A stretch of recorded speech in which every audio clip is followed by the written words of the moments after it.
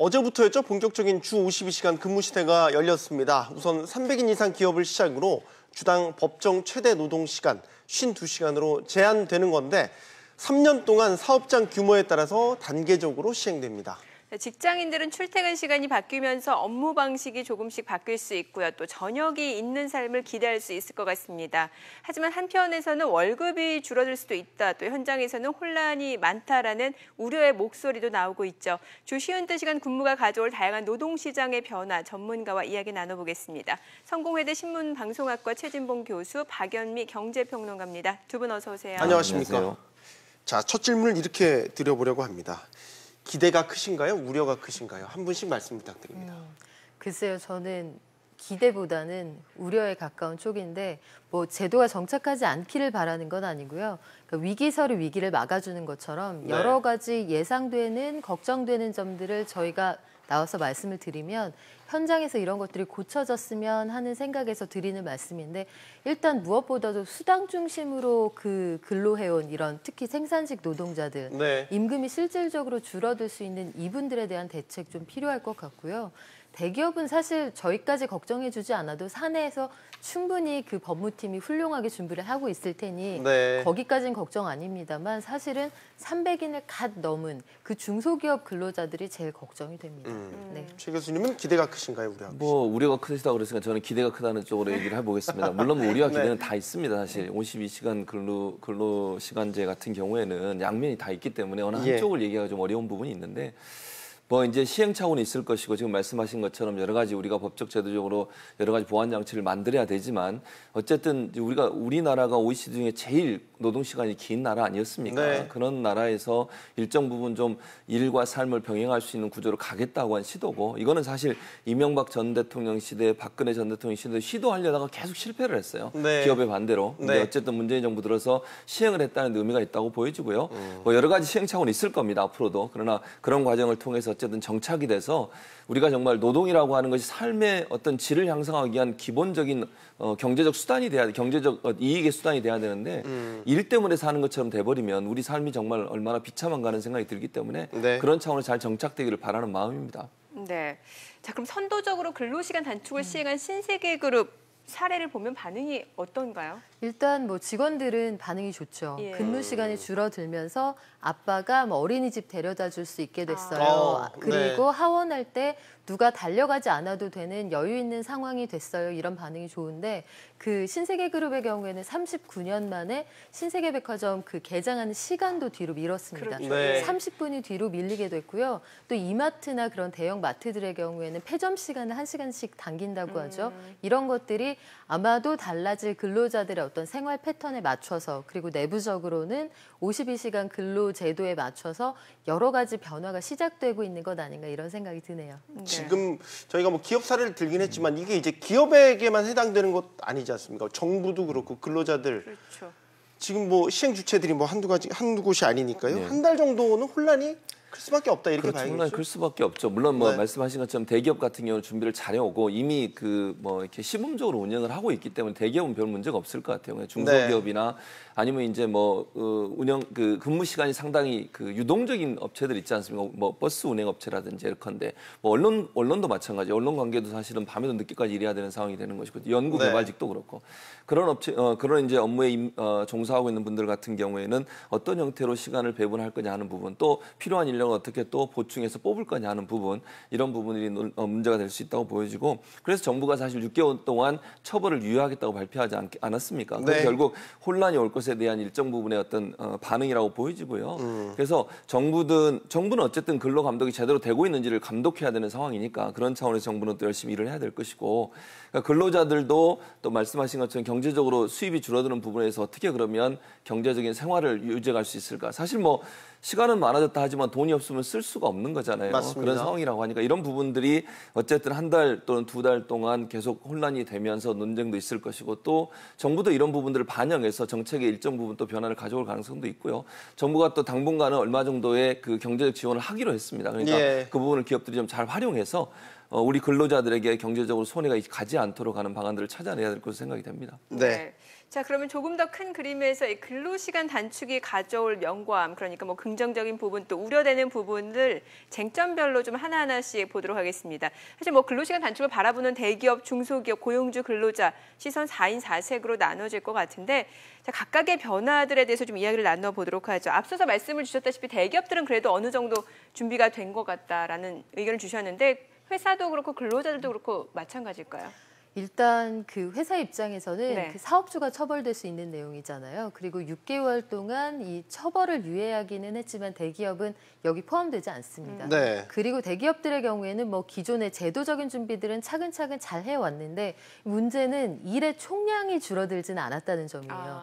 그게 핵심적인 내용인데 근로자들 입장에서는 대기업에서 그래 제도적으로 근로시간을 줄인 건 좋지만 내가 해내야 되는 업무량이 줄어드는 건 아니거든요. 네. 그러면 여기에서 발생할 수 있는 문제나 실제 현장에서 나오는 얘기는 뭐냐면 회사에서는 일을 그만한다. 그런데 이거 짐 싸가지고 회사 앞에 카페로 가져가거나 집에 가서 밥 먹고 다시 업무 시작한다. 네. 오히려 근무할 수 있는 인프라가 갖춰진 곳에서 나와서 좀 더 불편한 곳에서 사비 들여서 일해야 되는 그런 상황이 실제로 벌어지고 있다. 우리 수당 없는 말하자면 무상근로할 가능성이 더 커진 것 아니냐.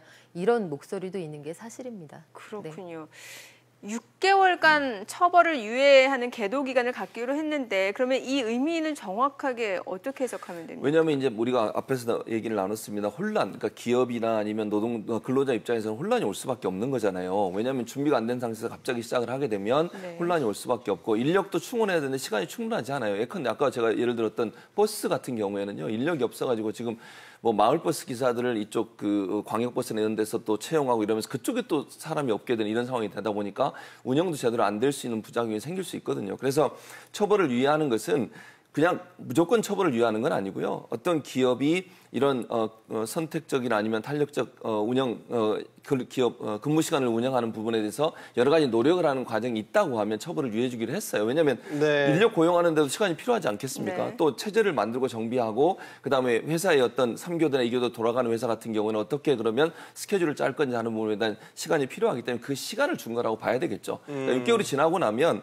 이 부분이 제대로 정착될 걸로 정부는 판단한 것 같고요. 그래서 6개월 동안 시간을 줘서 충분히 정착할 수 있는 기회를 주겠다 하는 것의 의미라고 볼 수 있을 것 같습니다. 저희가 계속 얘기하지만 지금 대기업들은 사실 뭐 어떤 수를 써서든 제대로 안착시킬 테지만 중소기업의 혼란을 계속해서 저희가 얘기하고 있잖아요. 그러니까 고용주 입장에서는 어쨌든 일 양은 그대로인데 근무 시간이 줄어들기 때문에 고용 비용이 늘어날 것 같고 반대로 근로자들은 또 비용 중심, 그러니까 수당 중심으로 움직인다면 개개인이 가져가는 그 수당이 줄어들면 뭐 임금 감소라고 봐야 되겠죠.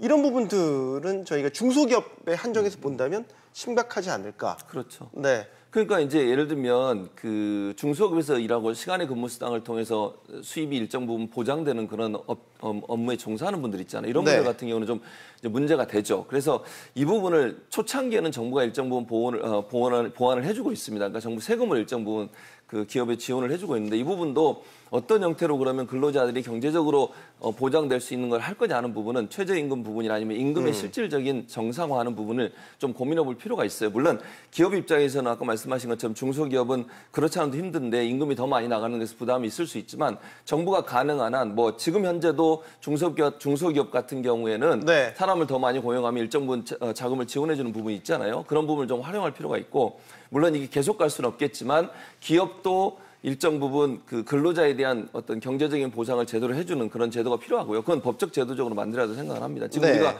최저임금을 10,000원까지 올리기로 한 것도 사실은 이런 업무와 일정 부분 연관이 있다고 보여지거든요. 그러니까 최저임금이 어느 정도 보장이 되고 어떤 수입이 어느 정도 보장된다고 하면 이런 그 근로시간을 단축하는 문제도 사실 문제가 안 되는데 지금 현재는 그런 부분이 좀 미흡하기 때문에 문제가 된다고 보여지고요. 정부나 또는 뭐 재계나 이런 부분들을 협력을 잘해서 실질적으로 임금을 좀 상승할 수 있는 방안들을 고민해 볼 필요는 있다는 생각이 듭니다. 중소중견기업에 대한 우려가 있으니까 이런 식의 이제 꼼수도 있다고 그러더라고요. 300인 기준이잖아요. 그래서 그 인력의 자연 감소분을 더 채용하지 않고 그대로 놔둬서 300인 미만으로 만들어서 일단 적용되는 걸 피하겠다. 뭐 이런 식의 편법이라고 해야 되나요? 꼼수라고 해야 되나? 이런 게 발생한다고 그러더라고요. 일단 고민을 해보는 거죠. 기업 입장에서도 말하자면 시간을 좀 벌어보겠다는 건데 우리보다 덩치가 큰 기업들, 그런 형님들이 어떻게 하는지 그리고 그들이 겪는 시행착오들이 무엇인지를 좀 지켜보고 나서 우리가 어떤 방향으로 가야 되는지를 좀 결정해보겠다 이런 얘기인데요. 네. 그런 상황들을 보면 이제 300인 미만 사업장의 경우에도 어찌됐든 이 흐름을 피해 나갈 수는 없거든요. 순차적으로입니다만 2020년 이후에는 거의 모든 사업장이 여기에 해당이 되는 것인데 상황을 지켜보겠다지 우리는 여기서 빠져나갈 수 있다 이렇게 생각하는 기업은 없을 거예요. 네. 다만 현장에서 정부가 재정을 지원을 하고 사람을 조금 더 뽑아야 하고 연봉 제도를 좀 고쳐야 하고 이런 얘기가 나옵니다만 기업 입장에서는 업황을 고려할 때 사람 하나 더 뽑는 게 쉬운 일은 아니거든요. 그런 상황들을 고려하면 이제 기업들이 좀 준비한 시간을 달라. 저는 오히려 안간힘에 가깝지 않나 이런 생각이 듭니다. 네. 또 앞서서 지금 업무에 대해서 사실 인프라 구축이 제대로 되지 않은 곳에서 업무가 이루어질 수도 있다는 지적을 해주셨는데 또 실제로 근로자 입장에서는 저녁 시간을 얻었지만 그 회사 내에서 업무 시간 자체가 창살 없는 감옥이다. 네. 이런 얘기가 나와요. 좋게 말하면은 그러니까 효율성을 높이는 업무의 강도가 높아지는 거지만 커피 마시는 시간도 눈치 보이고 화장실 가는 시간도 눈치 보이고 네. 퇴근할 때까지 계속 일만 해야 되는 거 아니냐 이런 얘기예요. 화장실도 못 가요? 화장실이야 가시겠지만 커피 이것도 못 마시는 거 아닌가 모르겠습니다. 네, 예상해 볼 수 있는 상황이죠. 충분히. 이건 무슨 얘기냐면 생산성을 높인다. 단위 시간 안에 업무의 밀도가 굉장히 빽빽해진다는 얘기예요. 그러니까 우리 근로자들이 그냥 근무해온 패턴을 고려를 해보면 우리 점심에 우르르 몰려서 가서 같이 밥 먹고 그렇죠, 예. 그리고 회식도 다 같이 가고 회식하는 날은 야 우리 오늘 한 30분 일찍 나가자 이런 얘기도 할 수 있고 사실은 그런 게 한국식 기업 문화 중에 하나였는데 이제는 그런 거 사라질 가능성이 큽니다. 일단 대기업을 중심으로 말씀을 드리면 시차 출퇴근제를 하면 한 자리에서 모여서 밥 먹고 회식하고 그럴 교집합 자체가 줄어들 거고요. 업무 시간은 줄어들었는데 해내야 되는 업무량은 줄어든 게 아니기 때문에 밀도가 굉장히 높아질 수 있다. 당연히 예상해 볼 수 있는 시나리오죠. 네. 자, 마지막 질문을 두 분께 드려야 될 것 같습니다. 어쨌든 찬반 논란 끝에 주 52시간 이제 도입이 됐습니다. 앞으로 제도 안착을 위해서 전문가로서 한 말씀씩 이제 부탁드리겠습니다. 교수님부터. 네. 저는 일단 기업이든 정부든 이 부분이 잘 정착될 수 있도록 노력하는 쪽으로 방향을 잡았으면 좋겠어요. 그러니까 네. 무슨 말씀이냐면 물론 여기에 지금 우리가 얘기를 나눈 것처럼 여러 가지 우려도 있고 걱정도 있고 그다음에 기업 입장에서 어려움도 있습니다. 그러나 네.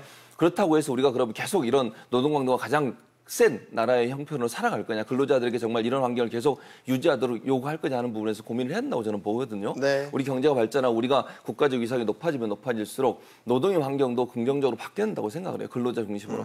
그런 차원에서 본다고 하면 발목 잡기를 하면 안 된다고 저는 보고요. 가능한 한 머리를 짜내서 어떻게 하면 이걸 잘 정착시킬 수 있을까 하는 부분에서 정부도 일정 부분 양보하고 기업도 일정 부분 양보하고 이런 부분이 좀 있었으면 좋겠어요. 근데 무작정 일부에서 예를 들면 정치계에서나 이런 데서 무작정 이건 안 됩니다. 이거는 하면 안 됩니다라고 주장하게 되면 결국 우리는 옛날로 돌아갈 수밖에 없는 거거든요. 네. 그런 차원에서 본다고 하면 조금씩 양보하고 머리를 맞대고 지혜를 짜내서 어떤 방식으로 이것이 잘 정착될 수 있을까 하는 부분에 대한 고민을 해야 된다. 이렇게 생각이 됩니다. 네, 정부의 방향성에 대해서 반대하는 사람은 없을 거예요. 근무 시간을 줄이고 저녁이 있는 삶 좋은데 저는 정부가 지나치게 스케줄에 집착하지 않았으면 좋겠습니다. 52시간은 목표가 아니라 과정이에요. 프랑스는 2000년에 벌써 35시간 주당 35시간 근무제를 그때부터 도입을 하고 있는데 가야 할 길이 멀고 52시간이 종착역은 아닙니다. 너무 조급함 속에서 제도가 오히려 뿌리 내리는 그런 시간들을 훼손하지 않았으면 좋겠고요. 처벌하고 단속하는 게 목적이 아니에요. 역시 제도가 정착하는 게 목적이라면 가능하면 기업들의 얘기에 귀를 좀 크게 기울여 줄 필요는 있을 것 같습니다. 알겠습니다. 자, 오늘 최진봉 교수, 박연미 평론가였습니다. 두 분 감사합니다. 잘 들었습니다.